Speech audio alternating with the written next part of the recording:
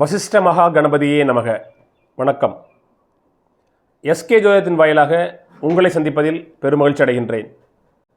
இன்றைய ஜோதிடம் சார்ந்த தலைப்பு அஸ்தங்கம் பெற்ற கிரகத்தினுடைய தசாபலன்கள் எவ்வாறு இருக்கும் என்பதை பற்றி பார்க்க இருக்கின்றோம்.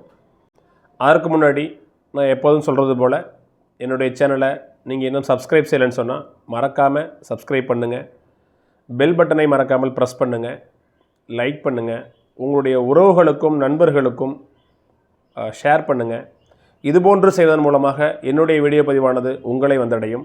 நன்றி. தலைப்புக்குள்ளே போகலாம். அஸ்தங்கம் பெற்ற கிரகம் எவ்வாறு பலன் செய்யும் தன்னுடைய தசாபுத்தி காலகட்டங்களில் என்று தலைப்பு. முதல்ல நான் ஏற்கனவே நம்மளுடைய வீடியோ ஒன்று போட்டிருக்கேன், அஸ்தங்கம் பற்றிய கிரகத்தினுடைய பலன்கள் சொல்லிட்டு.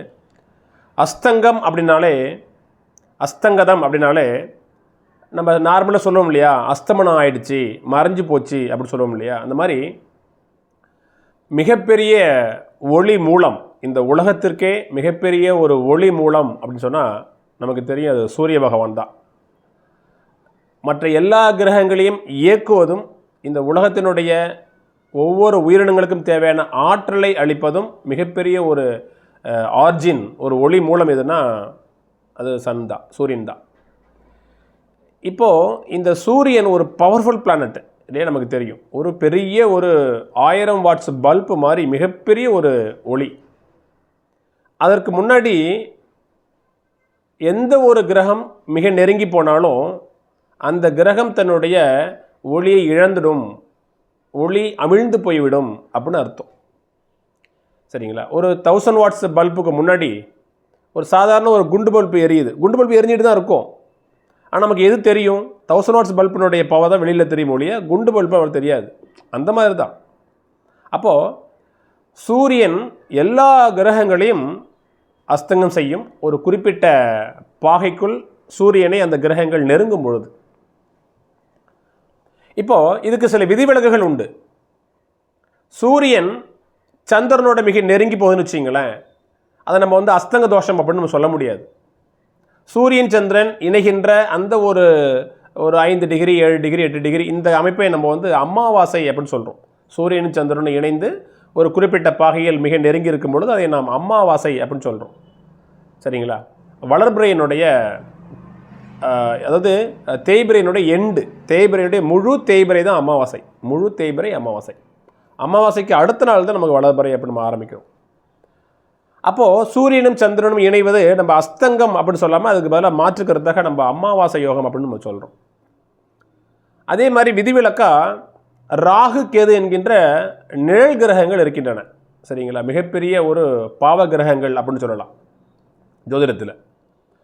ராகு கேதுக்களை பற்றி கணிப்பதே மிகப்பெரிய ஒரு கணிப்பதற்கு சிக்கலான ஒரு கிரகம் அப்படின்னு எல்லா ஜோதிடர்களும் சொல்லுவாங்க. இந்த ராகு கேதுக்கள் வலிமையானவைங்கிறான்.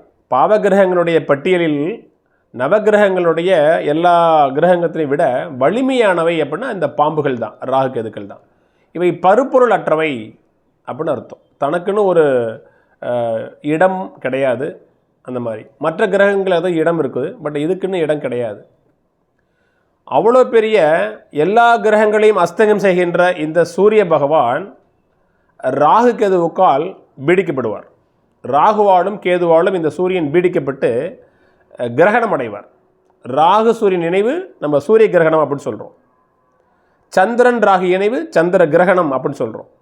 அதே மாதிரி சந்திரனோட சூரியனோட கேது இணைந்தாலும் நம்ம அதை கிரகண தோஷம் அப்படின்னு சொல்கிறோம், மிக நெருங்கி போகும் பொழுது. ஆக ராகு கேது சந்திரன் இந்த 3 கிரகங்களுக்கும் அஸ்தங்கம் கிடையாது. அஸ்தங்கங்கிற வார்த்தை கிடையாது. ராகு கேது சந்திரன் 3 கிரகங்களுக்கும் அஸ்தங்கதம் அப்படிங்கிற ஒரு நிலை இல்லை. மாறாக சூரியனுடன் குரு மிக நெருங்கி வந்தாலோ, செவ்வாய் மிக நெருங்கி வந்தாலோ, சனி பகவான் மிக நெருங்கி வந்தாலோ, சுக்கிரன் புதன் எல்லா கிரகங்கள் மற்ற 5 கிரகங்களும் மிக நெருங்கி வரும் பொழுது, குறிப்பாக 9 டிகிரி ஒரு நட்சத்திரத்திற்கு உள் வரும் பொழுது அவை அஸ்தங்கம் என்கின்ற நிலை அடைகின்றன, தன்னுடைய ஒளியை இழக்கின்றன. மிகப்பெரிய ஒளி மூலத்தின் முன்னாடி இந்த கிரகங்கள் தன்னுடைய ஒளியினுடைய தன்மையை இழந்து விடுகின்றன அப்படின்னு அர்த்தம் அதுக்கு. இப்போ இதில் ஜோதிட சாஸ்திரத்தில் சூரியன் சுக்கிரன் புதன் இந்த 3 கிரகங்களும் பக்கத்தில் இருக்கும். சரிங்களா? அதாவது சூரியனை விட்டு நமக்கு தெரியும், சூரியனை விட்டு அதிக தூரத்திற்கு சுக்கிரனும் புதனும் செல்ல முடியாது. ஏன்னா பூமி என்கின்ற ஒரு நம்ம கிரகத்திற்கு உள்வட்ட பாதை என்கின்ற அந்த நிலையில் இந்த சுக்கிரனும் புதனும் இருப்பாங்க. ஏன்னா நமக்கு தெரியும் சூரியனுக்கு மிக அருகில் உள்ள கோள் புதன், அதனை அடுத்து சுக்கிரன், மூன்றாவது பூமி, இப்பெல்லாம் நம்ம படிச்சிருப்போம். அப்போ இந்த புதனும் சுக்கிரனும் சூரியனை விட்டு ரொம்ப தொலைக்கு போக முடியாது.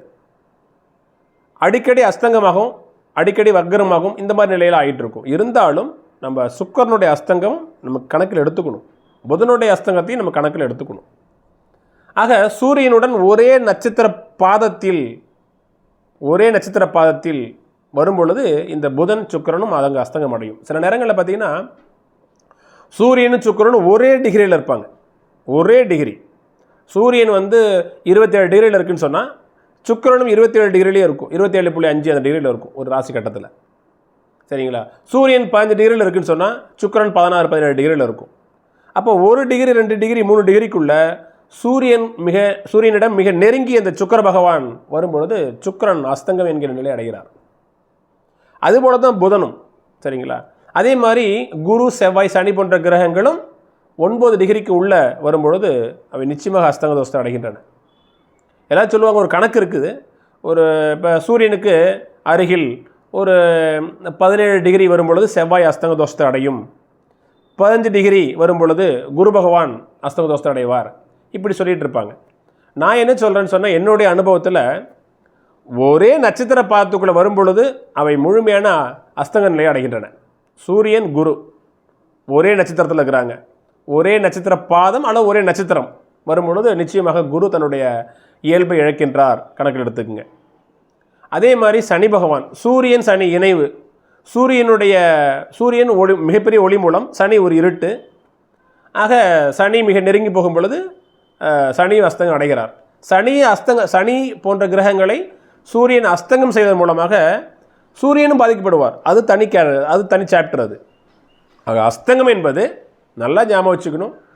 சூரியன் மிகப்பெரிய ஒளி மூலம், அதன் முன்னர் குரு, சனி, சுக்கிரன், புதன், செவ்வாய் போன்ற 5 கிரகங்கள் மிக நெருங்கி போகும் பொழுது ஒரே நட்சத்திர பாதத்தில் இருக்கும் பொழுது முழுமையாக அவை அஸ்தங்க நிலை அடைகின்றன. இப்போ இந்த அஸ்தங்கம் அப்படின்னா என்ன அர்த்தம்னா, ஒரு கிரகம் தன்னுடைய ஒளியை மிகப்பெரிய ஒளி நிலையின் முன்னாடி இழந்தது என்று சொன்னாலும் கூட, எந்த ஒரு கிரகம் அஸ்தங்கம் அடைகிறதோ அந்த கிரகம் தன்னுடைய இயல்பான ஆதிபத்தியத்தையும் இயல்பான காரகத்துவத்தையும் இழக்குது அப்படின்னு அர்த்தம் அதுக்கு. சரிங்களா? இப்போ ஒரு எடுத்துக்காட்டு.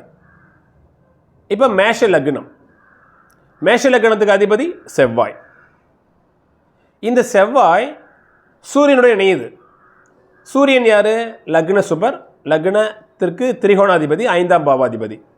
இப்போ இந்த சூரியனும் செவ்வாயும் இணைந்து லக்னத்திலே இருக்கிறாங்கன்னு வச்சுங்களேன். அஸ்வினி நட்சத்திரம் 2ஆம் பாதத்தில் சூரியனும் அங்கே இருக்கிறார், செவ்வாயும் இருக்கிறார். அப்போ லக்னாதிபதியான செவ்வாய் ஆட்சி பெற்றிருந்த போதிலும் சூரியனிடம் ஒரே டிகிரிக்குள்ள இணையும் பொழுது செவ்வாய் தன்னுடைய லக்ன ஆதிபத்தியத்தை இழக்கிறார். லக்னாதிபதி பலம் இல்லை என்றே நீங்கள் கணக்கில் கொள்ள வேண்டும். இந்த இடத்துல 1, 5, 9 கிரகத்தினுடைய இணைவு சிறப்பு அப்படின்னு சொல்ல முடியாது. அப்போ செவ்வாய் தன்னுடைய லக்ன ஆதிபத்தியத்தையும் செவ்வாய் தன்னுடைய காரகத்துவத்தையும் இழக்கும்.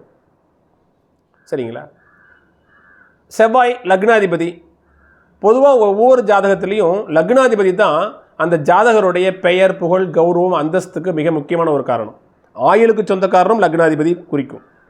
ஒருவருடைய பெயர், அவருடைய புகழ், அவருடைய கௌரவம், அவருடைய ஸ்டேட்டஸ் எல்லாமே லக்னத்தை கொண்டு தீர்மானிக்கப்படுது. அவருடைய குணங்கள், அவருடைய எண்ணங்கள், அவருடைய சிந்தனை எல்லாமே லக்னம் தான். சரிங்களா? லக்னத்திற்கு முதன்மை பங்கு இருக்குது. மற்ற கிரகங்களுக்கு இருந்தாலும் லக்னத்துக்கு முதன்மை பங்கு இருக்குது.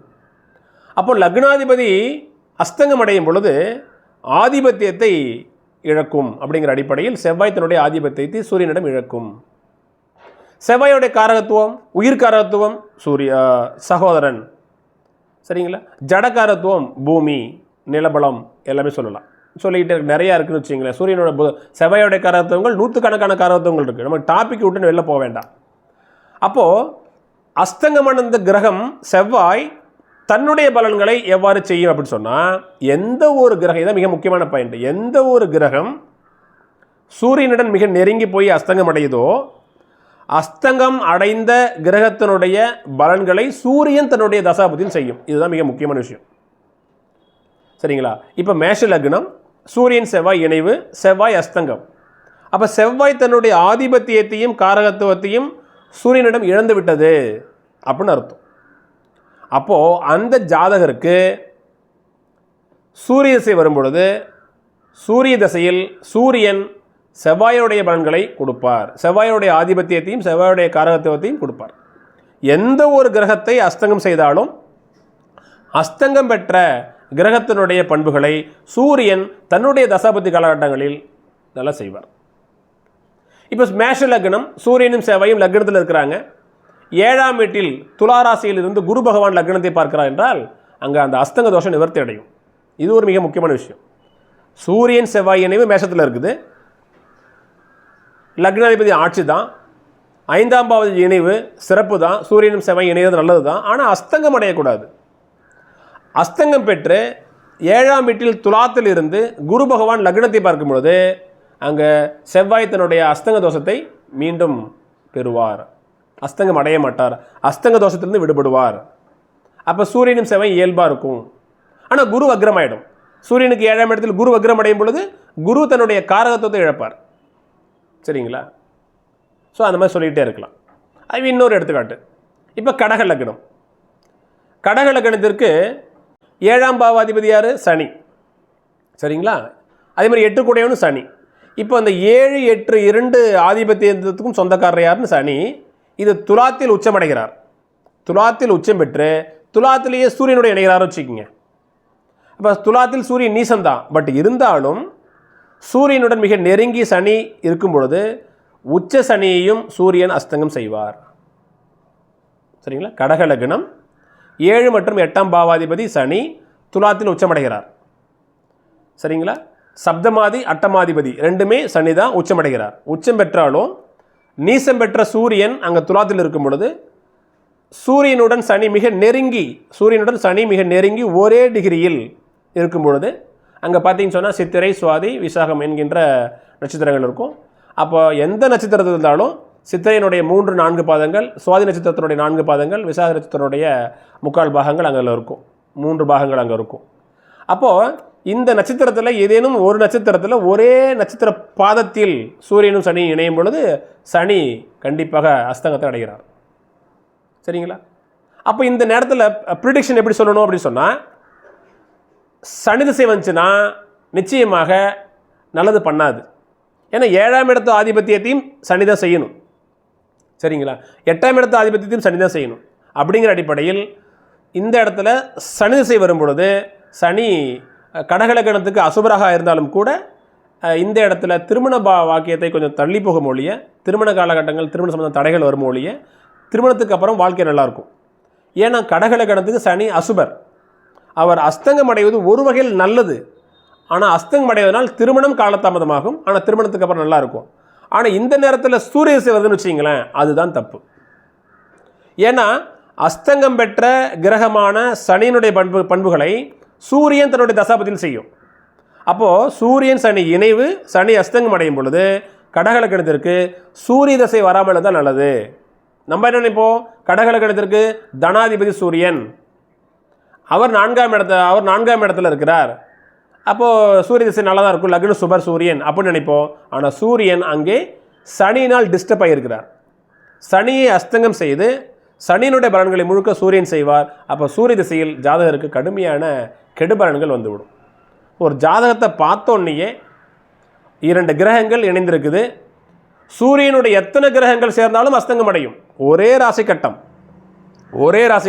இப்போ சிம்மம் வச்சுக்கிங்க, சிம்மத்தில் சூரியன் இருக்குது, சிம்மத்தில் குரு இருக்குது, சிம்மத்தில் செவ்வாய் இருக்குது, சிம்மத்தில் சனி இருக்குது. அப்போ 3 கிரகங்கள் இருக்குது. அங்கே சிம்மத்தில் பாருங்கள், மகம், பூரம், உத்தரம்.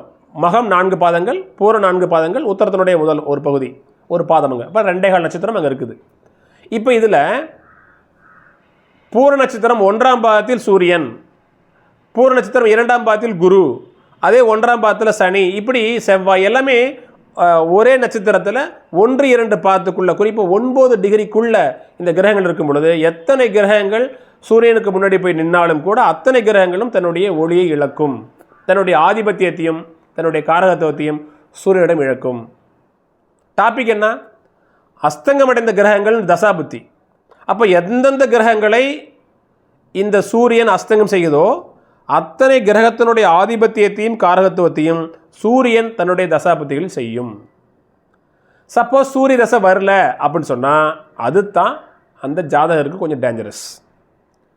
அப்போது குரு அஸ்தங்கம் ஆயிடுச்சு, சனி அஸ்தங்கம் ஆயிடுச்சு, செவ்வாயும் அஸ்தங்கம் ஆயிடுச்சுன்னு சொன்னால் குரு சனி செவ்வாய் 3 கிரகத்தினுடைய ஆதிபத்தியம் காரகத்துவம் கெட்டு போயிடும். அந்த கிரகத்தினுடைய ஆதிபத்தியத்தையும் காரகத்துவத்தையும் எடுத்து செய்வதற்கு உண்டான சூரிய திசை அவருக்கு வராது, அந்த பையனுக்கு வராது, ஜாதகருக்கு வராது. அப்படிங்கும் பொழுது அந்த ஜாதகம் மிகப்பெரிய ஒரு யோக பாக்கியமான ஒரு ஜாதகம் என்று நம்ம சொல்ல இயலாது. சரிங்களா? சப்போஸ் இந்த நேரத்தில் இந்த அஸ்தங்கம் பெற்ற கிரகத்தினுடைய லக்னம், சப்போஸ் தனுசு லக்னம் அப்படின்னு வச்சிங்களேன், தனுசு லக்னத்துக்கு அதிபதி யார்? குரு பகவான். அவர் அஸ்தங்கம் ஆயிட்டார். அப்படிங்கும் பொழுது லக்னாதிபதி தன்னுடைய ஒளியை இழந்து விட்டார். அப்போ பெயர், புகழ், கௌரவம், அந்தஸ்து போன்ற நிலைகளிலிருந்து அவர் கஷ்டப்படுவார். இப்படி தான் நம்ம கணக்கெடுக்கணும். சரிங்களா? ஸோ அதனால் அஸ்தங்கம் என்பது ராகு கேதுகளுக்கு கிடையாது, சந்திரனுக்கு கிடையாது, மற்ற 5 கிரகங்களுக்கும் உண்டு. எந்த ஒரு கிரகம் சூரியனிடம் 9 டிகிரிக்கு உள்ள மிக நெருங்கி போகிறதோ, குறிப்பாக புதனும் சுக்கிரனும் ஒரே நட்சத்திரத்தில் ஒரே நட்சத்திர பாதத்தில் மிக நெருங்கி இருக்கும் பொழுது அந்த கிரகங்கள் அஸ்தங்கமடையும். அஸ்தங்கம் பெற்ற கிரகங்கள் தன்னுடைய ஆதிபத்திய காரகத்துவத்தை இழக்கும் சூரியனிடம். அஸ்தங்கம் பெற்ற கிரகங்கள் தன்னுடைய ஆதிபத்திய காரகத்துவத்தை எப்பொழுது செய்யும் அப்படின்னு சொன்னால், சூரியன் எந்த கிரகத்தை அஸ்தங்கம் செய்திருக்கிறாரோ அந்த கிரகத்தினுடைய ஆதிபத்திய காரகத்தை 2 சேர்த்து சூரியன் தன்னுடைய தசாபுத்தி காலகட்டத்தில் செய்வார். இதுதான் இந்த வீடியோவுடைய தலைப்பு. ஸோ நம்ம நிறையா எடுத்துக்காட்டு சொல்லலாம். இருந்தாலும் மற்றும் ஒரு வீடியோ பதிவில் மற்றும் ஒரு புதிய தலைப்புடன் உங்களை சந்திக்கின்றேன். நன்றி, வணக்கம்.